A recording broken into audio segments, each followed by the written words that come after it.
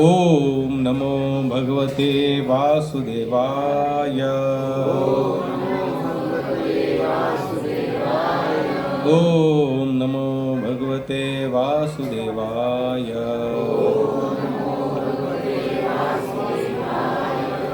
उमाज्ञानतिमिरन्धस्य ज्ञानाञ्जनशलाकया चक्षुरुन्मीलितं येन तस्मै श्रीगुरवे नमः। श्रीचैतन्यमनोभीष्टं स्थापितं येन भूतले स्वयं रूपं कदा मह्यं ददाति सोपदान्तिकं।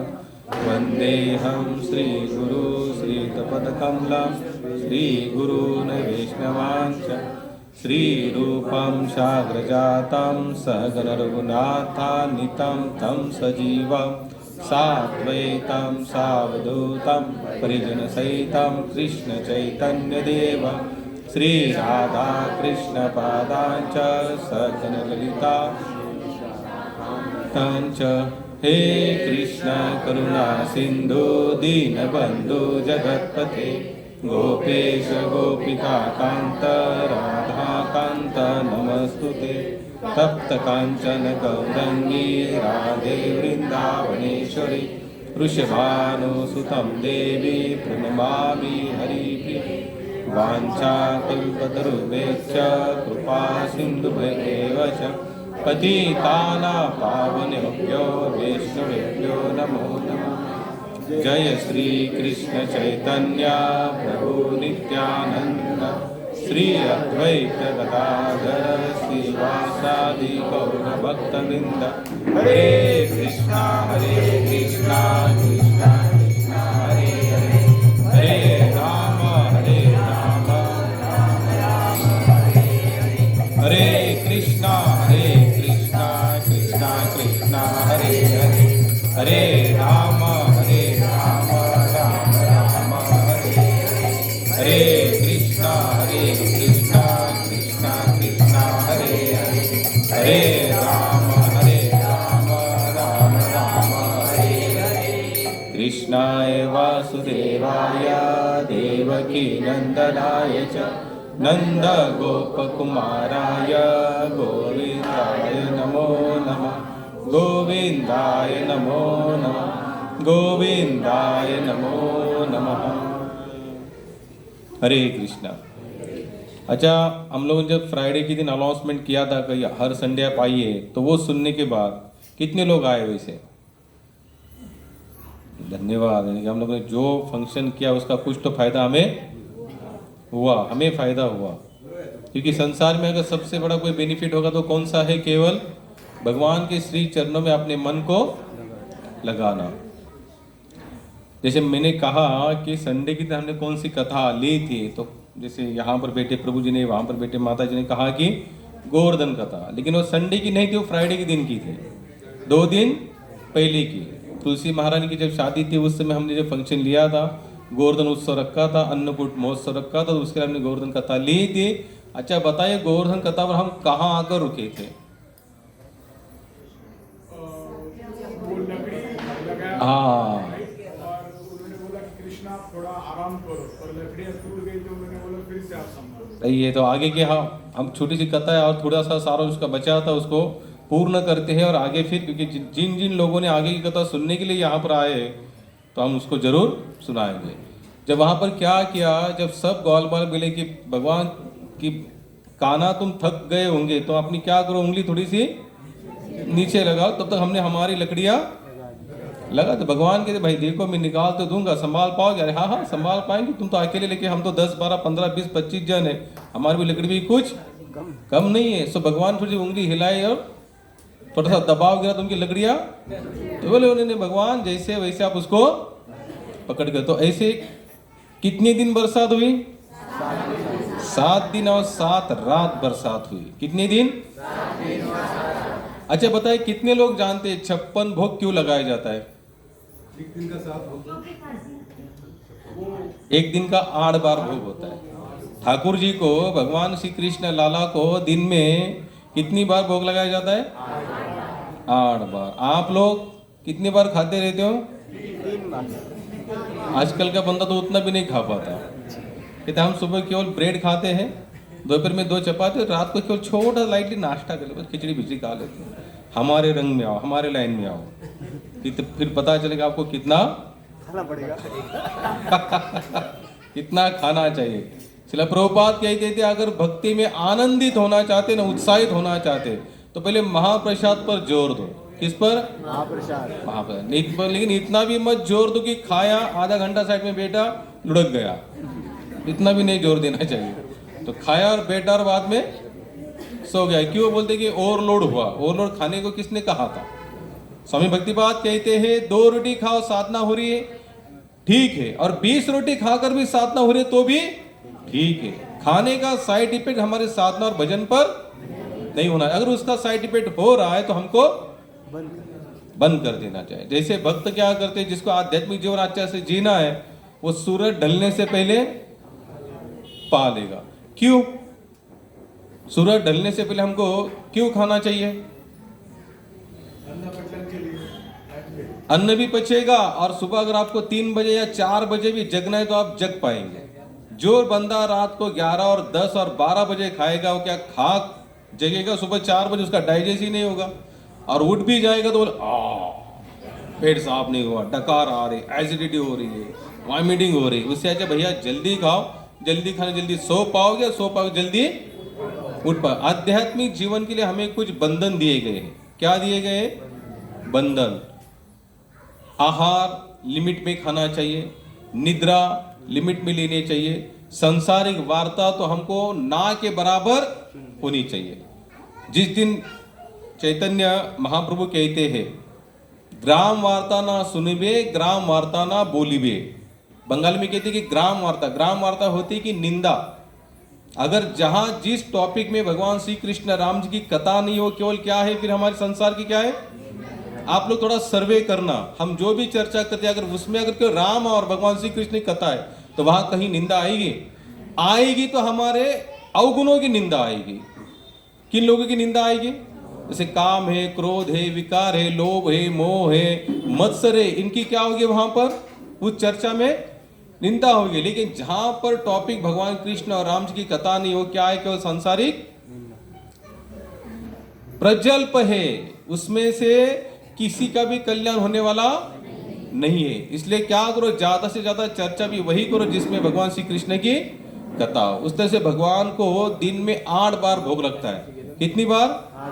8 बार भोग लगता है। तो भगवान ने 7 दिन 7 रात उसको, इंद्र आया, समझ गया भाई मैंने, आप उन्होंने जितने बादल भेजे थे सबके, जितने भी टैंकर भेजे थे सब टैंकर खाली हो गए, लेकिन वहां पर कुछ भी फर्क नहीं पड़ा, क्योंकि सब लोग कहां पर थे? भगवान के सानिध्य में थे। याद रखना, ये कथा है केवल सुनना, यहां से सुनना, यहां से छोड़ देना, केवल ऐसे ये भाव भी नहीं होना चाहिए बस कृष्ण थे 5000 साल पहले वो गोवर्धन कथा हुई ना। कृष्ण आज भी है, कृष्ण, और जिस तरह से उन्होंने उन लोगों की रक्षा की, भगवान आज हमारी भी रक्षा करते हैं, कर सकते हैं। लेकिन उस तरह से हमारा विश्वास, जैसे ब्रजवासियों को भगवान ने कहा छोड़ दो, बोले इंद्र को, उसको भोग लगाने की जरूरत नहीं है, तो छोड़ दिया, तो उन्होंने तुरंत छोड़ दिया। अगर भगवान हमें अगर कहते हैं कि भाई जो परंपरा आई उसको थोड़ा सा त्याग दो, क्या हम त्यागने में सामर्थ्यवान है? हमारे मन में हजारों क्या आएगी? शंका आएगी, कुशंका आएगी, क्या सचमुच भगवान हमें तारेंगे कि नहीं तारेंगे? लेकिन छोड़ दिया। और ब्रजवासियों को भगवान 7 दिन अपने साथ में, इंद्र सब बाद में इंद्र लज्जित हुआ, समझ गए साधारण बालक कोई साधारण सचमुच नहीं है, दिखता जरूर साधारण लेकिन है नहीं साधारण। बोले है 7 साल का लेकिन इसका काम बहुत बड़ा काम करता है। तो इंद्र समझ गए, अहंकार चूर चूर हो गया। चूर चूर हो जाने के बाद इंद्र भगवान के शरण में आए। आने के बाद भगवान ने उसको थोड़ा सा माफ कर दिया। बोले जाओ, बोले कोई बात नहीं, कोई बात नहीं। एक महात्मा यहाँ पर बता दे, शायद आप लोगों ने भागवत कथा सुनी होगी, ब्रह्मा जी ने भी ऐसी ही एक लीला रची थी। क्या किया था ब्रह्मा जी ने? ग्वाल बालों को लेकर, लेकिन उस समय जब ब्रह्मा जी भगवान को शरण आए तो भगवान श्री कृष्ण ने ब्रह्मा जी को तुरंत माफ नहीं किया। तो यहां पर क्यों माफ किया इसको? कोई अंदाज लगा सकते हैं आप लोग?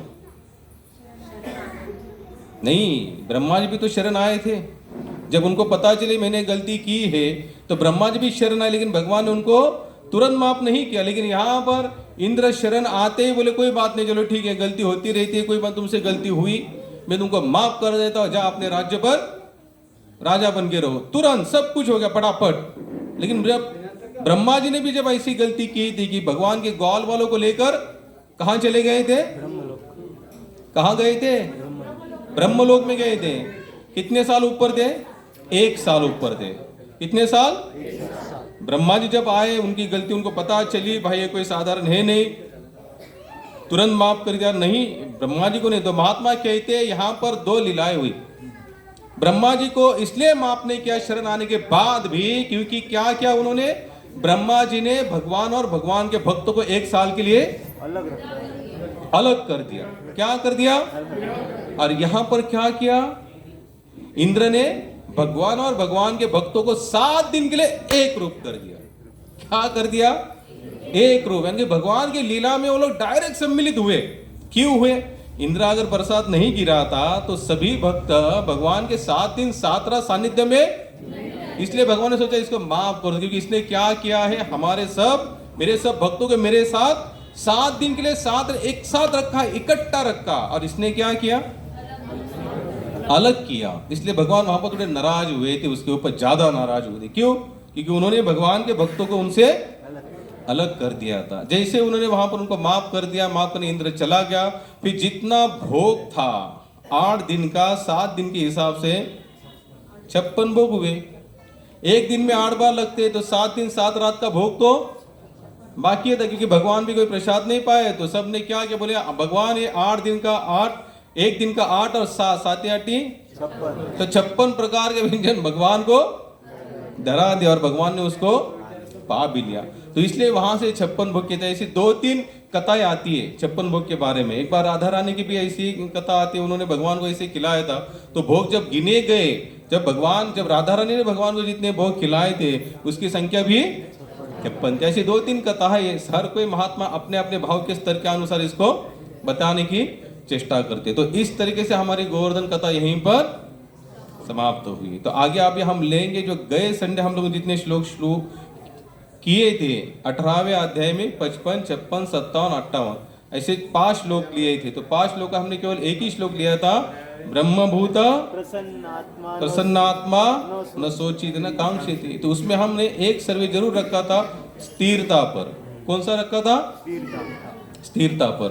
जो जिन लोगों ने सुना था स्थिरता के बारे में, बता सकते जिन लोगों ने ध्यानपूर्वक अगर सुना होगा, उस पर छोटा सा 1 आध लाइन, 2 लाइन, 3 लाइन।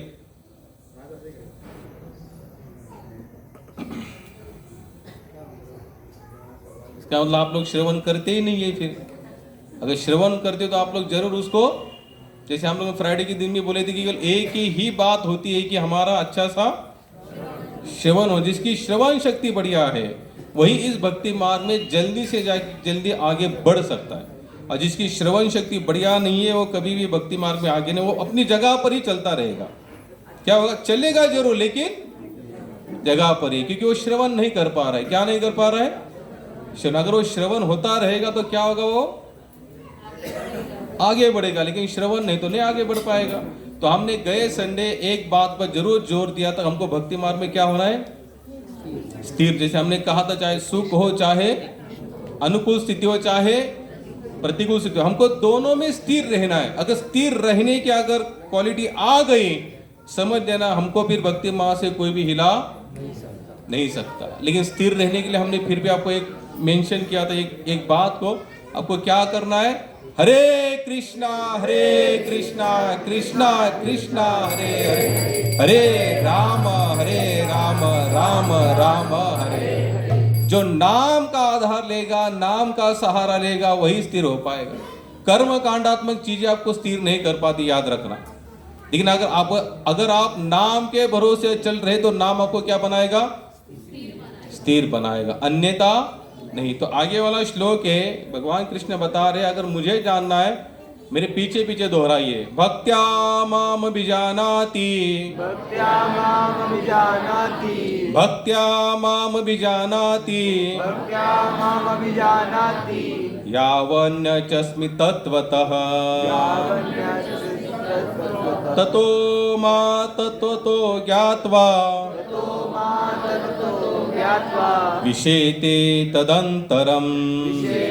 तदनन्तरम्। यहाँ पर भगवान बता दे केवल भक्ति से मुझे भगवान को यथा रूप में जाना जा सकता है। जब मनुष्य ऐसी भक्ति से मेरे पूर्ण भावनामृत में होता है तो वह वैकुंठ जगत में प्रवेश कर सकता है। इसका तात्पर्य बहुत ही महत्वपूर्ण है, तो इसको भी हम थोड़ा आगे लेंगे। भगवान श्री कृष्ण तथा उनके स्वांश को तो मनोधर्म द्वारा जाना जा सकता है, न ही अभक्तगण उन्हें समझ पाते। यदि कोई व्यक्ति भगवान को समझना चाहता है तो उसे शुद्ध भक्त के पथ दर्शन में शुद्ध भक्ति को ग्रहण करनी होती है, अन्यथा भगवान संबंधी तत्व सत्य उसे सदा छिपा रहेगा। जैसे कि भगवद गीता में कहा जा चुका है, ना हम प्रकाश सर्वस्व, मैं सबों के समक्ष प्रकाशित नहीं होता। केवल पांडित्य या मनोधर्म द्वारा ईश्वर को नहीं समझा जा सकता।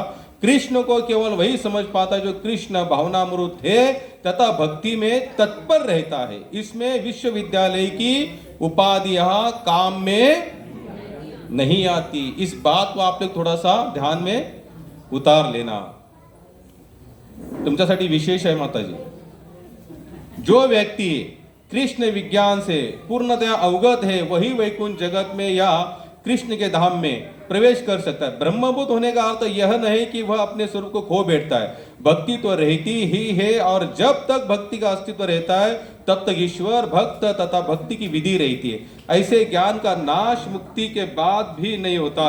मुक्ति का अर्थ देहात्म बुद्धि से मुक्ति प्राप्त करना होता है। आध्यात्मिक जीवन में वैसे ही अंतर जैसे व्यक्तित्व बना रहता है, लेकिन शुद्ध कृष्ण भक्ति में विषेदे शब्द का अर्थ मुझ में प्रवेश करता है। भ्रमवश यह नहीं सोचना चाहिए कि यह शब्द अद्वैतवाद का पोषक है और मनुष्य निर्गुण ब्रह्म से एकाकार हो जाता है। ऐसा नहीं। विषेदे तात्पर्य का अर्थ है कि मनुष्य अपने व्यक्तित्व सहित में भगवान के धाम में भगवान की संगति करने तथा उनके सेवा करने के लिए प्रवेश करता है। उदाहरण के लिए एक पक्षी शुक हरे वृक्ष में इसलिए प्रवेश नहीं करता कि वे वृक्ष से तदाकार लीन हो जाए, अपितु वह वृक्ष के फलों को भोग करने के लिए प्रवेश करता है। निर्विशेषवादी सामान्यता समुद्र में गिरने वाले तथा समुद्र से मिलने वाली नदी का दृष्टांत प्रस्तुत करते हैं। यह निर्विशेषवादी के लिए आनंद का विषय हो सकता है, लेकिन साकारवादी अपने व्यक्तित्व को उसी प्रकार बनाए रखना चाहते हैं जिस प्रकार समुद्र में एक जलचर प्राणी। यदि हम समुद्र की गहराई में प्रवेश करें तो अनेक जीव मिलते हैं, केवल समुद्र की ऊपरी जानकारी पर्याप्त नहीं होते। समुद्र की गहराई में रहने वाले जलचर प्राणियों को भी जानकारी रखना आवश्यक है। भौतिक बुद्धि से मुक्ति की अवस्था ब्रह्मबोध अवस्था को प्राप्त कर लेना, बाद में भगवान के विषय में श्रवण करने से भक्ति का शुभारंभ होता है। जब कोई परमेश्वर के विषय में श्रवण करता है तो स्वतः ब्रह्मबोध अवस्था का उदय होता है और भौतिक कल्मेश तथा यथा लाभ लोभ तथा काम का विलोप हो जाता है। जो जो भक्त के हृदय में काम तथा इच्छाएं विलुप्त होती जाती है त्यों त्यों वह भगवत भक्ति के प्रति अधिक आसक्त होता रहता है और इस तरह वह भौतिक कल्मश से मुक्त हो जाता है। जीवन की उस स्थिति में भगवान को समझा जा सकता है। श्रीमद् भागवत में भी इसका कथन हुआ है। मुक्ति के बाद भी भक्ति योग चलता ही रहता है। इसकी पुष्टि वेदांत सूत्र होती है, अप्रयाणात तत्रापि ह दृष्टम। इसका अर्थ है कि मुक्ति के बाद भी भक्ति योग चलता रहता है। श्रीमद् भागवत में वास्तविक भक्ति में मुक्ति की जो परिभाषा दी गई है उसके अनुसार जो अपने स्वरूप को अपनी निजी स्वाभाविक स्थिति में पुनः प्रतिष्ठापित करता है। स्वाभाविक स्थिति की व्याख्या पहले की जा चुकी है। प्रत्येक जो परमेश्वर का अंश है अतएव उसकी स्वाभाविक स्थिति सेवा करने की है। जो मुक्ति के बाद भी सेवा कभी रुकती नहीं है। वास्तविक मुक्ति देहात्म बुद्धि की भ्रांत धारणा से मुक्त होता है। श्रीमद् भगवद गीता की जय। भगवान यहाँ पर बताते, प्रभुपाद बहुत अच्छा सारांश बताते इसका तात्पर्य।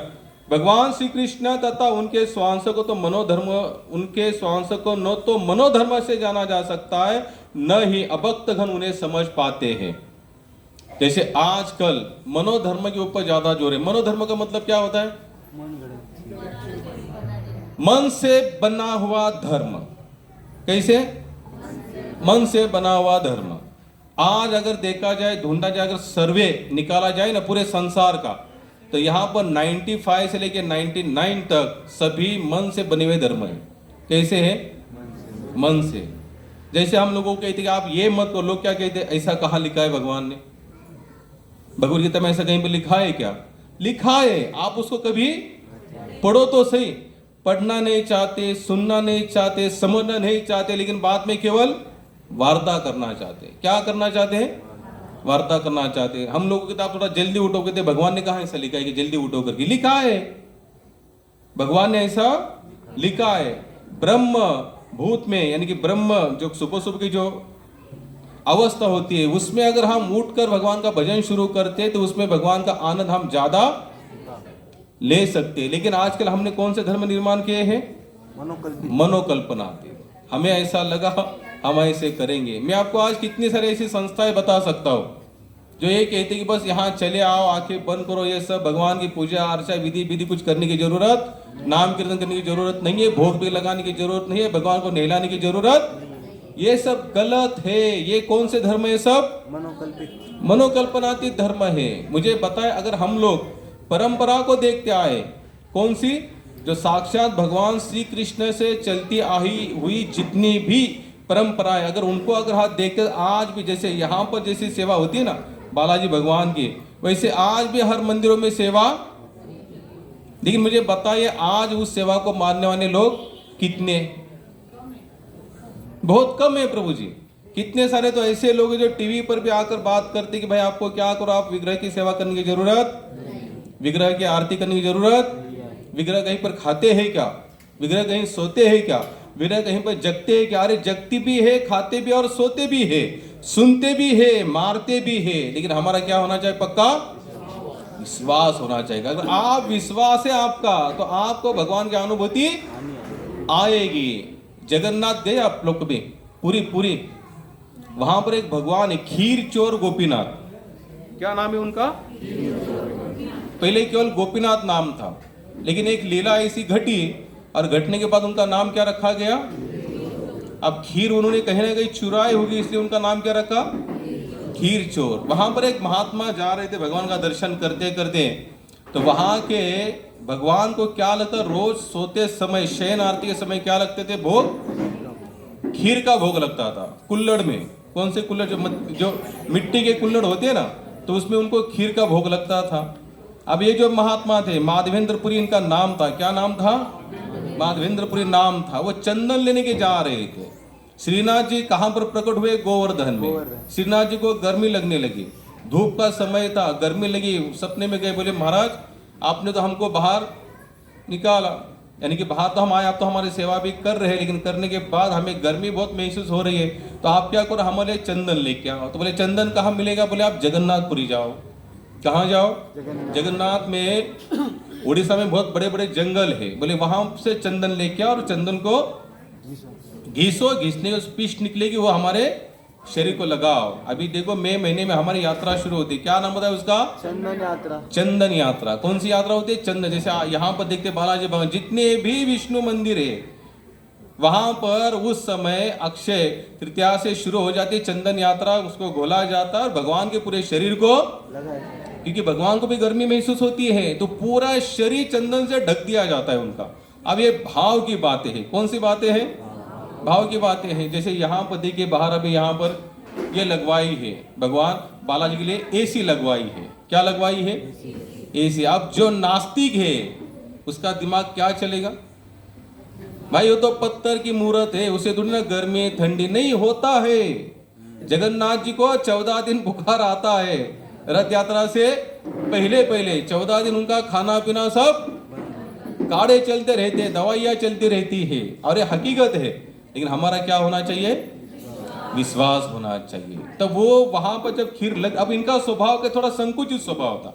कुछ भक्त ऐसे होते मिला ठीक, नहीं तो मांगना नहीं आता, जिसको कहते याचक स्वभाव था, किसी मांगता नहीं थे किसी से। अगर भगवान की इच्छा होगी तो मिलेगा, नहीं तो नहीं मिलेगा। लेकिन कुछ भक्त ऐसे होते मांग, मेरा हिस्सा लाओ, ओ जलेबी इधर नहीं आई, इधर लाओ, ओ खीर कब से चिल्ला रहा हो, खीर इधर नहीं, इधर लाओ। ये उसका दोष नहीं, वो भी एक भक्त का स्वभाव जैसे नामदेव महाराज का स्वभाव था, वो थोड़े कैसे हड्डीले थे। कैसे थे? वो बचपन से हट्ट करते थे विट्ठलनाथ के सामने। खीर का भोग लगा, दूध का, बोले भगवान नहीं आज, बोले खाओ नहीं तो यहाँ पर सर पटक पटक के हम मर जाएंगे, आपको आना पड़ेगा। और हमारे तुकाराम महाराज, भगवान आपकी इच्छा, आप पाना है तो पाओ, जैसे आपको ठीक लगे वैसे। अगर हमको मिला तो मिला, नहीं मिला तो नहीं मिला। ये भक्त में भी दो भक्त होते, याद रखना। लेकिन हमको लगता है कि नहीं न, क्योंकि भगवान को तो सभी अपने हैं, प्यारे हैं। एक बार आप भगवान को शरण आ जाओ, फिर आपका जो स्वभाव, जितने गुण हो चाहे अवगुण हो, भगवान दोनों को स्वीकार कर लेते हैं। संसार में वैसी बात, संसार में संबंध तब तक ही टिकता है जब तक हम गुणवान हैं। कैसे है? गुणवान है। गुणहीन हो जाते हैं तो कोई स्वीकार करेगा क्या हमें? आपके घर में अगर समझो 2 बच्चे हैं, दोनों बच्चे बहुत सारा धन ला रहे, महीने के 2-2, 3-3 लाख रुपए ला रहे, अचानक एक का लाना बंद हो गया। 2 महीना, 3 महीना, साल, 2 साल, 3 साल, आखिर घर वाले उनको क्या कहेंगे? जब वो 3 लाख रुपए लाता, वही स्वभाव रहेगा? नेचुरल है ये, रहेगा क्या? सही बोलना। बोले कि भैया छोड़ दो यार, कुछ दूसरा लाओ, कुछ और करो, पहले तो लाते थे, अब तो नहीं आ पा रहा है, तो ऑटोमेटिकली क्या होगा? यहाँ पर थोड़ा वितुष्टता होगी। लेकिन भगवान का स्वभाव ऐसे नहीं है। एक बार अगर आपको भगवान ने स्वीकार कर लिया तो समझ लेना, आप चाहे जैसे हो चाहे तैसे, भगवान आपको छोड़ने वाले नहीं है। प्रभुपाद कहते हैं भगवान एक ऐसे व्यक्तिमत्व है, अगर आपने उनकी समर्पणता एक बार स्वीकार कर ली और फिर चाहे आप इस मार्ग को छोड़कर भी जाएंगे, तो एक दिन भगवान आपको कान पकड़कर यहां लाए, क्योंकि उनका अपना भी एक अपना पर्सनल स्वभाव। में थोड़ा सा कथा से हट जाता हूं, मुझे और एक कथा बहुत अच्छी ध्यान में आई। भगवान राम जी का सेतु आप लोगों ने कभी सुनी नहीं होगी, और सुनने के बाद आप लोग उस स्तर पर जाने का प्रयास मत करना। मैं आपको फिर बता रहा हूं, क्योंकि भगवान भगवान है, भक्त भक्त है, हम उस स्तर के भक्त नहीं है। भगवान श्री रामचंद्र का सेतु बांध रहे थे। क्या बांध रहे थे? और एक कथा लेटेस्ट मैंने अभी सुनी। आप लोग कभी बरसाना जाएंगे ना, बरसाना, रमेश बाबा का नाम सुना है? रमेश बाबा 60,000 गैया संभाल रहे आज। कितना? 16 साल की एज में वहां पर आए थे बरसाना में। मन में ऐसा एक प्रेम निर्माण हुआ किसी भक्त के, महात्मा के, इससे उन्होंने कथा सुनी, बरसाना राधा रानी के प्रति प्रेम निर्माण हुआ और चले आए। कुछ नहीं था प्रभु उनके पास, घर को त्यागे, और आने के बाद संकल्प भी कौन सा लिया उन्होंने? संकल्प उन्होंने ऐसे लिया कि जीवन भर बरसाने को छोड़कर नहीं जाऊंगा। कौन सा संकल्प लिया? एज कितनी है? 16। भगवान की जब तक दया नहीं होती तब ऐसे संकल्प भी नहीं हो पाते। हमारे संकल्प 4 दिन होते, 5वें दिन हम कहते कि मंगल आती आया करो, 2 दिन आए, 3 दिन आए, 4वें दिन गायब, 5वें दिन गायब, महीने भर गायब। अब देखो आप लोग इतने आए संडे में, कितने लोगों का संकल्प है कि हर संडे आएंगे? पीछे वालों माताओं का तो हाथ ही ऊपर नहीं है, वो तो संकल्प लेने की भी डर रही है माता। आएंगे क्या आप लोग हर संडे? तो हाथ ऊपर कीजिए, क्योंकि जैसे आप हाथ ऊपर करेंगे तो बालाजी देखेंगे, अच्छा इन्होंने संकल्प लिया है। लेकिन अब भाई आप संकल्प लेंगे, मैं आपको लिख के देता हूं, अगले संडे 10-12 कम, उसके अगले संडे और 10-12 कम। लेकिन अगर संकल्प पक्का है, जैसे भक्त लेते, ध्रुव महाराज ने संकल्प लिया, जब तक भगवान नहीं मिलेंगे रिटर्न नहीं आऊंगा, जंगल में मर जाऊंगा, लेकिन ऐसे संकल्प होते। प्रहलाद महाराज ने कहा, बाबा बोलो या बाप बोलो, तुम चाहे कुछ भी बोलो, मैं भगवान नारायण को छोड़ने वाला मर जाऊंगा, लेकिन तुकाराम महाराज, तुका मने येथे लागे त्याला जातीचे, हे काम नव्हे वेड्या गबाळ्याचे। भक्ति करना साधा, आप संसार में चाहे जो पद भोग लो, नॉर्मल है। क्या है? आप चाहे पीएम बनो, सीएम बनो, कितने भी बड़े बनो, ये सभी पद क्या है? नॉर्मल है। भागवत में बताते हम सभी एक बार, स्वर्ग का राजा कौन है? उस पद पर हम सभी थे, हम सभी थे। आप भी इंद्र थे, आप भी थे, आप भी थे, लेकिन आज नहीं है। लेकिन अगर शास्त्र का आधार लिया जाए, हर एक व्यक्ति एक समय में क्या था? इंद्र था, लेकिन किस गलतियों के कारण वो पद हमसे छीन लिया गया। लेकिन आज फिर हमें क्या लगता है, थोड़ा नगर सेवक बन जाओ, आमदार बन जाओ, खासदार बन जाओ, सीएम बन जाओ। सोचो इंद्र थे राजा, का छोटे मोटे पद के पीछे भाग रहे हो। सबसे बड़ा पद कौन सा है? भगवान का बनना, भगवान के भक्त के रूप में यहाँ पर जीवन यापन करना, ये सबसे बड़ा पद है। क्योंकि आपको डायरेक्ट आपका संबंध कहां पर जुट रहा है?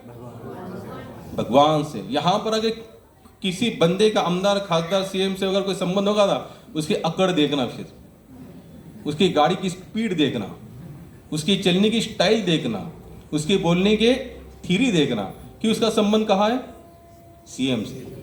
हम भी कहते अरे यार पहुंचा हुआ यार, ऊपर तक उसकी, अरे हटाओ, यहाँ बालाजी के साथ अपना मन लगाओ, ये सबसे ऊपर वाली चीज है। लेकिन यहाँ हमको लगता है नहीं, ठीक है भगवान अपनी जगह पर, लेकिन यहाँ पर हमें थोड़ा, जब तक ये भाव है तब तक पूरा समर्पण नहीं हो सकता। लेकिन एक भक्त जानता है हम तो केवल उसके और वो हमारा है, बस हमें और किसी से कोई लेना देना, क्योंकि संकट भी आएंगे तो तारने वाला वही है। लेकिन हमारा विश्वास कहाँ है? हमें लगता है भाई ये भी ठीक है, भजन भी ठीक है, लेकिन थोड़ी जान पहचान भी बिल्कुल नहीं महाराज। जब तक पूरी तरह से समर्पण का मतलब होता है हे कृष्ण, हम केवल आप पर निर्भर है, आप चाहे तारो चाहे मारो, हम दोनों स्थिति में केवल आपको लाइक करेंगे, बाकी किसी और को नहीं। बताओ मैं कहां पर था?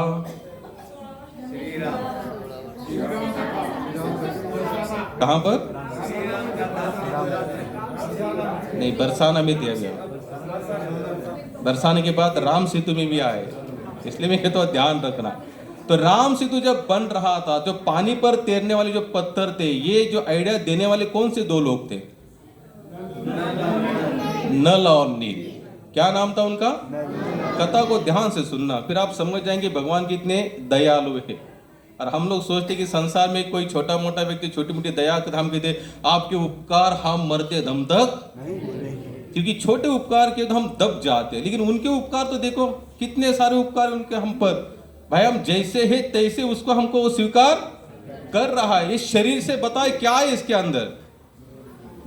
मल, मूत्र, रक्त, मांस, हड्डियां, इतना गंदा शरीर भी भगवान स्वीकार कर। और भगवान का शरीर कैसा है? दिव्य। कैसे है?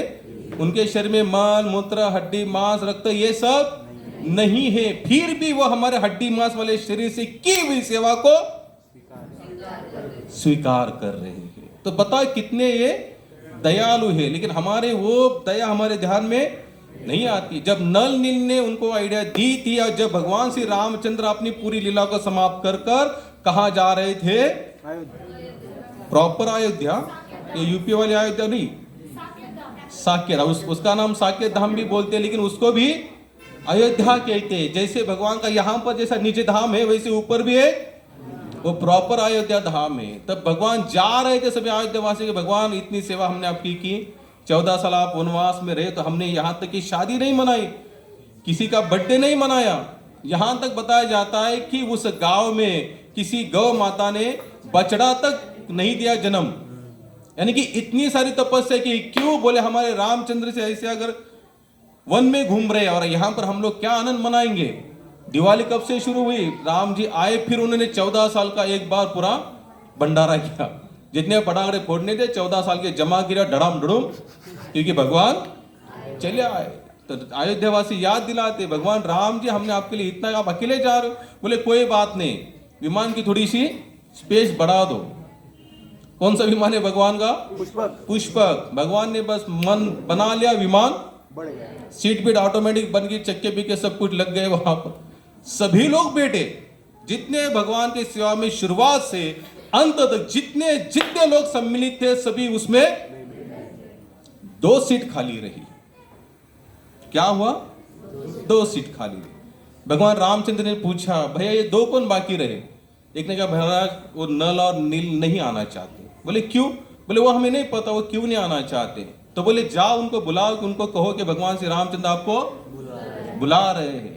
तब ये सेवाधारी सेवक चले जाते और नल नील को पूछते महाराज तुम्हारे लिए विमान रुक गया है, आपको आना पड़ेगा। और स्वयं साक्षात भगवान श्री रामचंद्र ने आपको विशेष करके आमंत्रण भेजा है कि आपको चलना पड़ेगा।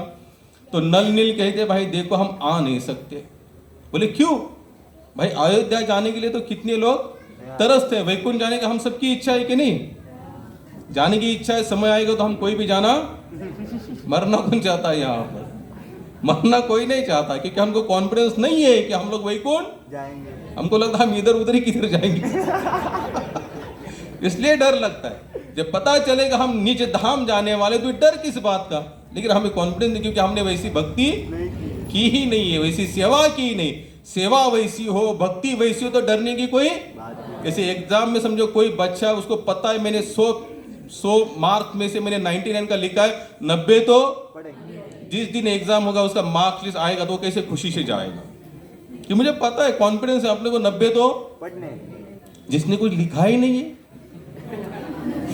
वो बोला क्या करूं, जाकर पता है रिजल्ट क्या आने वाला है तो भक्ति का भी सेम ऐसे होता है महाराज। प्रामाणिकता से अगर सेवा की आपने भगवान की तो डर मर जाएगा, आपका मृत्यु का डर मर जाएगा, संसार खोने का डर भी खत्म हो जाएगा, क्योंकि पता है यहाँ पर है केवल शाश्वत केवल भगवान, बाकी कुछ शाश्वत है नहीं। नासिक के संत थे गाड़गे महाराज, कीर्तन करते करते लड़का मर गया, मरने के बाद लोगों ने कहा कि आपका लड़का मरा, बोले चलो क्या कहते अरे असे मेले कोठ्यान कोटेन का रड़ावे। उन्होंने संसार का स्वरूप जान लिया था, संसार में कुछ सत्य नहीं, सब कुछ नश्वर है। सत्य क्या है? केवल भगवान की सेवा। जब तक वो भगवान की सेवा कर रहे तब तक हर चीज सत्य है, सेवा छूट गई तो हर चीज नश्वर है। नल नील ने कहा हम आ नहीं सकते। बोले क्यों? अगर भगवान हमको पूछेंगे कि नल नील आना नहीं चाहते तो भगवान अगर हमको पूछेंगे क्यों नहीं तो हमको क्या रीजन देंगे? तो नल नील ने कहा कि भगवान को बता देना हमने मुंह काला कर दिया, हमने एक स्त्री का संग कर रहे हैं और उस संग के कारण हम आ नहीं सकते, और हमें लगता है कि भगवान के साथ या भगवान के धाम जाने का हमारा कोई अधिकार नहीं है। हमें शर्मिंदा है हम लोग, हमारे जो कार्य हम लोगों से हो रहा है उसके लिए हम लोग क्या है? निर्लज्ज बन चुके हैं। हमें माफ करना आप लोग करते हैं। भगवान को बता तो हम नहीं आ सकते क्योंकि ऐसा ऐसा कार्य हमारे हाथ से घट चुका है। दोनों चले आते, बोले भगवान से रामचंद्र भाई उन्होंने ऐसा ऐसा कार्य उनके हाथ से हो रहा है, उन्होंने कहीं व्यभिचार के इसमें लग चुके, किसी स्त्री का संग कर रहे, उसके कारण वो दोनों आना नहीं चाहते। रामचंद्र जी बोलते कोई बात नहीं छोड़ दो, बोले फिर भी उनको बुला बाबा क्या कहा? ले आओ। फिर भी उनको ले आओ। बोले मैं उनके दोष नहीं देख रहा, मैं केवल उनकी सेवा देखना चाहता हूं, जो सेवा उस बार उन्होंने की थी। अब वो दोनों फिर चले आते, जय विजय। बोलते भाई भगवान ने आपको फिर भी बुलाया, भले आपके दोष उनको हमने बता दिए, लेकिन भगवान कहते जाओ माफ किया करके आप वापस आ जाओ। अब ये दोनों इतने आसक्त हो चुके थे उस स्त्री में, छोड़ने हमने शास्त्र में कितनी सारी कथाएं दिखी। अजामिल की कथा आती, बेचारा इतना अच्छा भगवान की सेवा में लगा पड़ा था, एक ही गलत सीन देख लिया, सब कुछ छोड़कर उस वेश्या के साथ रहने लगा। तो नल नील कहते कि भले भगवान ने बुलाया, आप देखो माया कितनी प्रबल होती है। यहां पर कौन बुला रहे? भगवान। और ऐसे बुला रहे कि आपके सब दोषों को भगवान छोड़ने के लिए भी तैयार है, पानी डालने के लिए बोल जान दो बोले, लेकिन लेके और बोले उन दोनों को, दोनों क्या कहते भैया माफ करना, उस स्त्री में हम इतने आसक्त हो चुके हैं, हम उसको त्याग नहीं सकते, अगर बुलाना है तो उसको लेकर आएंगे, तैयार है राम जी? क्या बोले? तैयार है तो बोले जाओ पूछ के आना एक बार। अब हमको पता है कि राम जी मानने वाले, इसलिए हमने पहले ही ना बोल दिया था, हमको आना ही नहीं है। जीव का स्वभाव हमेशा क्या, हम लोग हमेशा मायाबद्ध होते, इसलिए नम्र रहते हुए यहाँ पर सेवा करो, पड़े रहो यहाँ पर। क्या करो? इस भक्ति मार्ग में अहंकार कब होता है कुछ पता नहीं चलता। जैसे अगर यहाँ पर हम लग भी जाते हैं ना, जैसे भक्ति भजन कर रहे सब कुछ, जैसे मंदिर में कुछ समझो कुछ मंदिर की कोई सेवा करनी है, जैसे झाड़ू मारना है, ठीक कितने लोगों की तैयारी होगी हाथ में झाड़ू लेने की? जाए हो तो फिर आने के बाद हमेशा मारा करो, आगे पीछे सब, बाहर गेट पर पीछे आगे सब। ये बहुत अच्छी बात है कि हम लोगों के अंदर अगर इस तरह की क्वालिटी है तो, नहीं तो फिर हमारी क्वालिटी किसी काम की नहीं है। नम्र रहते हुए सेवा करना, नम्र झाला भूता त्याने कोंडीला अनंता। यहां पर हमारे संत कहते जो नम्र होते हो भगवान को भी कौन देते? कोंडने का मतलब अपने अंदर ले सकते हैं, क्योंकि नम्रता के ऊपर भगवान बहुत खुश होते हैं। स्वामी भक्तिपाद बताते हैं नम्रता और भगवान साथ साथ चलते हैं। भगवान के साथ चलने वाली कौन सी चीज है? नम्रता। लेकिन हमारे अंदर वो है नहीं, लेकिन वो आनी चाहिए। अगर भजन अच्छा कर रहे तो नम्रता आएगी। जब वो दोनों चले आते फिर भगवान के पास बोलते भगवान वो कहते हम आएंगे लेकिन उस माता को लेकर आएंगे, उस स्त्री को लेकर, कि हम दोनों उसमें पूरी तरह से आसक्त हो चुके। इस समय राम जी शांत होते, कुछ नहीं बोलते फिर, लेकिन तब तक माता सीता कहती कोई बात नहीं, उसे भी लेकर आओ। क्या कहा माता सीता ने? कोई बात नहीं, छोड़ दो, उसे भी लेकर आओ। और जैसे दोनों चले जाते, नल नील उस माता को लेकर आते, सभी साथ में बैठते, तो नल नील भगवान को कहते कि भगवान ये बताइए, आप तो एक आदर्श राजा बने। भगवान श्री रामचंद्र कैसे राजा बने थे? आदर्श। माता सीता इतनी पवित्र होने के बावजूद भी जब चर्चा चली राज्य में कि माता सीता तो रावण के यहाँ पर 1 साल रहे और भगवान ने कैसे स्वीकार किया, ऐसे थोड़ी ना होता है। तो भगवान समझ गए भाई ये क्या हो रहा है, मेरा आदर्श थोड़ा सा गड़बड़ा जा रहा है। तो भगवान ने क्या किया, माता सीता को, तो नल नील अग्नि परीक्षा तो बाद में हुई, छोड़ने के बाद जब आए तब हुई। तो यहाँ पर नल नील कहते महाराज आप तो इतने आदर्श राजा है। बोले आप कैसे? बोले मैं आदर्श राजा हो तो आदर्श भगवान भी हो। क्या कहा? आदर्श राजा हुई, वो तो बाद वाला टॉपिक, लेकिन पहले मैं भगवान और सबके ऊपर मैं क्या करता हूं? हमेशा दया करता हूं। आपने उतनी सेवा की थी, इसलिए मैं उन्हें आपके सब गुण दोषों को माफ कर दिया। और मैं आपको कहाँ लेके जाना चाहता हूं? साकेत धाम। भगवान ने सबको बिठा और कहाँ लेके गए? साकेत धाम। अभी बताइए कि संसार में इतना कौन दयालु है महाराज? बताइए, समाज दयालु है?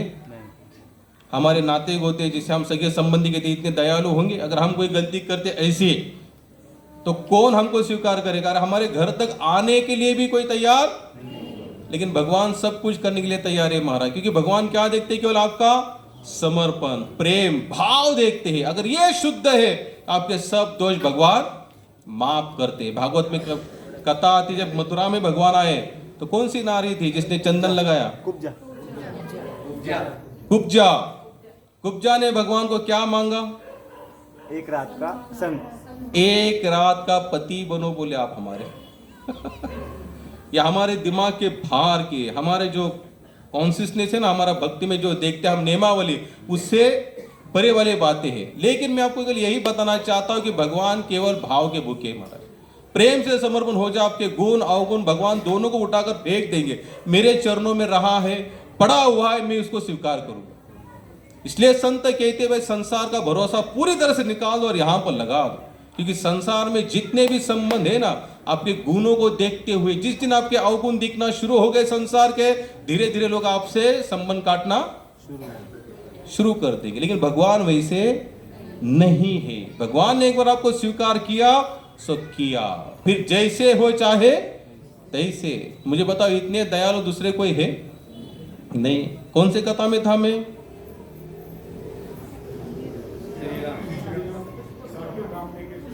खीरचोर गोपीनाथ। खीरचोर गोपीनाथ। खीरचोर गोपीनाथ में थे हम लोग। खीरचोर से करते करते यहाँ आए। इसलिए मेरी कथा में आप लोग हमेशा ध्यान रखा करो। काफी ऐसे बच्चे होते पेन और बुक लेके भी, वो सत्या हमारा चला गया, वो आदर्श भक्त था।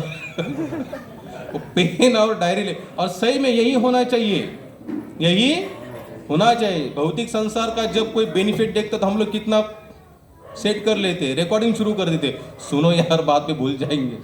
कुछ बेनिफिट अगर खो ना जाए हमसे, उसको हम सुनना चाहते। लेकिन संसार जैसे भगवत चर्चा के लिए हमारे इतना कोई खास इंटरेस्ट, जैसे मैंने कहा गए संडे हम कहाँ पर थे पता नहीं। जहाँ थे यही थे और कहाँ थे, हम स्थिरता पर थे। फिर आगे चले आए। फिर मैं अगले संडे आपको फिर पूछूंगा हम कहाँ पर थे, आप लोग क्या करना याद रखें। कितने लोग याद रखेंगे? जो पीछे वाला ग्रुप है माता जी का हाथ ऊपर होता ही नहीं। मत रखिए याद, लेकिन आइए जरूर, तो हम आपको याद दिलाएंगे। हम आपको याद दिलाएंगे, तो पूरा प्रयास करना। तो हम लोग कहाँ पर थे? खीरचोर गोपीनाथ के पास थे। अब ये इस महात्मा का स्वभाव कैसे था? संकोचित था, यानी कि मिला ठीक, नहीं मिला नहीं मिला। शयन आरती के समय वो महाराज जी सब भगवान को खीर भोग धराया। जितने भी कुल्लड़ थे, आप हमारे जैसे कोई हवरट भक्त थे, हमने हाथ आगे किया, भाई हमको दो हमको दो, हमको मिला, हम खा के निकल गया। अब वो महात्मा ऐसे थे, उन्होंने बेचारे मांगा नहीं, बोले देना हो तो, नहीं तो वैसे चले जाएंगे। अब कुछ बचा नहीं, कुल्लड़ सब खत्म। इनको पता चला मिलने वाला है नहीं, प्रणाम किया, बाहर गए, सो गए। रात को वही भगवान गोपीनाथ जी जो सेवाधारी थे उनके सपने में गए और कहा भाई मेरा एक भक्त बाहर भूखा सोया है, उसके लिए खीर मैंने छुपा के रखी है। क्या कहा भगवान ने? मैंने खीर छुपा के रखी है। अब इसको लगता भ्रम हुआ, इसे लगा भ्रम, फिर से उठा जगह, लेकिन उसको लगा मैं इतना थोड़ी ना बड़ा भक्त, भगवान हमारे सपने में फिर से सो गया। भगवान ने पिता उठ, पहली बार प्रेम से समझा रहा हूं, सुन नहीं रहा है, उठ बोले, वो बाहर सोया है मेरा भक्त, उसको खीर दे दे। अब उसको लगा सचमुच सपना सच है तो खीर का कुल्हड़ होना चाहिए। उसने दरवाजा खोला रात के समय, देखा तो सचमुच भगवान ने अपने पीताम्बरी के पीछे के साइड में एक कुल्हड़ छुपा रखा था। और उन्होंने वो कुल्हड़ लिया और बाहर जाके बोले भाई माधवेंद्र नामक भक्त कौन है? तो बेचारे सोए हुए थे हमारे महाराज जी। बोले भाई महाराज देखो आपके लिए भगवान ने खीर का कुल्हड़ छुपा के रखा है, शायद आपको खानी थी लेकिन आपने मांगा नहीं क्योंकि आपकी वैसी वृत्ति नहीं होगी, तो शायद इसलिए आपको नहीं मिला आपको, लेकिन आपकी वो भाव की दशा देखते हुए भगवान ने उसको बोले ये आप इसको ले लो। तब से उनका नाम क्या गिरा? खीर चोर गोपीनाथ। आज भी अगर आप लोग कभी जाएंगे जगन्नाथपुरी तो उसको जरूर देखना, वहां पर जरूर जाना। ऐसे आज भी चमत्कार होते हैं। कितने लोगों को लगता है आज ऐसे चमत्कार होते होंगे? 100% होते हैं। आप लोग ऐसे कभी भाव की दशा में जाने का थोड़ा सा प्रयास कीजिए, भगवान सब कुछ योजना बना देंगे, लेकिन हम लोग उतना समर्पण है ही नहीं। पहले तो हमें लगता है कि भगवान हमारे लिए सब कर सकते हैं कि नहीं कर सकते, करते हैं भगवान। एक महात्मा कहते चाहे सतयुग हो, चाहे त्रेता हो, चाहे द्वापर हो, चाहे कलियुग हो, भगवान अपने स्वभाव से कभी नीचे नहीं गिरते। इन सभी युगों का असर हम पर हो सकता है, भगवान पर नहीं। भगवान एज इट इज रहते हैं। जैसे सतयुग में भगवान जैसे अपने भक्तों को लाइक करते थे, वैसे कलयुग में तो विशेष करते। यहां पर तो कोई नियमावली नहीं है, एक ही नियम है, जहां बैठे वहीं पर अपना भगवान का भजन शुरू कर दो। नाम के लिए कोई नेम है? कोई नेम नहीं है, लेकिन हम लोग क्या करते, उस नेम तक जाना ही नहीं चाहते। भाई देखो मैंने देखा कि हर संडे अगर हम लोग थोड़ा लेट करते हैं ना तो कुछ लोग बिना महाप्रसाद खाते हुए चले जाते। इसलिए हमने गए संडे से निर्णय लिया था हम 8 से 9 ही क्या करेंगे, कथा करेंगे। 8:45 बजे तक, शायद मेरे हिसाब से क्या समय हुआ प्रभु, 9 को 10 मिनट कम है, तो हम लोग यहीं पर रुकेंगे। हालांकि मुझे एक बहुत अच्छी कथा लेनी थी प्रयागदास की। उठ कर तो नहीं जाएंगे ना पीछे वाले? भाई वो गेट बंद कर दो वो गेट बंद कर दो, कोई जाएगा तो उसको बोलना अभी आपने कहा इसलिए महाराज कंटिन्यू कर रहे और उठ के जा रहे करके आप ले ना, क्योंकि आधा घंटा जाएगा फिर आगे। प्रभू चालेल ना? चला ये पण तैयार आहेत म्हणलो। हमने जो श्लोक लिया था वो श्लोक था भक्त्या माम विजाना। भगवान यहाँ पर कहते हैं केवल भक्ति से मुझे जाना जा सकता है, बाकी और कोई तरीका। प्रभुपाद यहाँ पर लिखते हैं तात्पर्य में, अगर आप किसी भौतिक क्वालिटी पर भगवान को खुश करना चाहते तो आप सबसे बड़े मूर्ख हो। क्या हो? मूर्ख। आप चाहे कितने भी होशियार हो, कितने धनवान हो, कितने भी अगर आपकी प्रतिष्ठा हो, तो समझना वो सब इकट्ठा करके एक साइड में रख दो, भगवान उससे प्रसन्न बिल्कुल नहीं होते। बिल्कुल बोले तो बिल्कुल नहीं। लेकिन आज संसार में क्या सब उल्टा हो चुका है, आज संसार में सब उल्टा हो चुका है। जैसे आप देखिए अगर हम लोग कहीं पर जाते हैं प्रवचन कीर्तन करने, हम लोग एक बार सांगोला में गए थे, पंढरपुर के पास था प्रभु जी, बहुत बड़ी भागवत कथा थी। जैसे यहाँ पर रखी थी मंदिर बनने से पहले, तो कम से कम 2,500 से 3,000 लोग वहां पर आए थे। अब 2,500 से 3,000 लोग वहां पर आए थे, तो वहां जो कथा आयोजक करने वाले थे उन्होंने वहां का कोई आमदार कोई खासदार था, मैं नाम भी भूल गया, तो उनको वहां पर बुला लिया। अब वो कथा के एकदम लास्ट समय में आए। कहां पर आए? लास्ट समय में। जैसे हम लोग भागवत की कथा आरती वगैरह करते हैं, जैसे समझ लो कि 3 बजे कथा शुरू होती है तो 6 बजे। अब कुछ भक्त ऐसे भी थे 3 बजे कथा शुरू होने वाली थी तो 2:30 बजे बैठे थे, कोई 2 बजे आए थे, और कोई तो कथा पूरी समाप्त हो जाने के बाद साफ सफाई कर जाते, लेकिन उसको देखने वाला कोई नहीं था। तो ये जो भी थे वो आए, कम से कम कथा 6 बजे खत्म होने, उनको पता था 6 बजे आरती के लिए आना है, तो आरती के लिए वो आए, तो उनके हाथ में आरती की प्लेट वगैरह सब थमा दिया, और थमा देने के बाद सब उनके हाथ से आरती हुई। तो वो जैसे आए तो उनके साथ बहुत बड़ा ताफा भी चल रहा था। चल रहा था, बहुत लोग थे उनके साथ आए वगैरह, सब आरती वगैरह की और कथा कर, आरती हो जाने के बाद थोड़ा उन्होंने लेक्चर दिया 5-10 मिनट, बाद में वो दूसरे दिन जिन्होंने कथा आयोजन की थी उन्होंने मुझे पेपर ला के दिया क्योंकि उस कथा का फोटो आया था और वहां पर कथा का फोटो आया था। और जैसे जो भी वहां पर जो नेता आए थे तो खास करके उनका ही फोटो छपा था। बोले ये आए और भक्ति में तल्लीन हो गए। बोले आए कब? यहाँ बेचारे 2 बजे से बैठे हैं 7 बजे तक, मैं 3-3.5 घंटे से बैठा हूँ ऐसी पलाटी मार कर, और ये आए आधे घंटे में तल्लीन हो गए। बोले ये क्या है? बोले भाई कल के अरे इनको हटाओ, बेचारे जो 2 बजे आए हैं 7 बजे उनको बोलो ये भक्ति में तल्लीन हुए, ये काहे के तल्लीन हुए?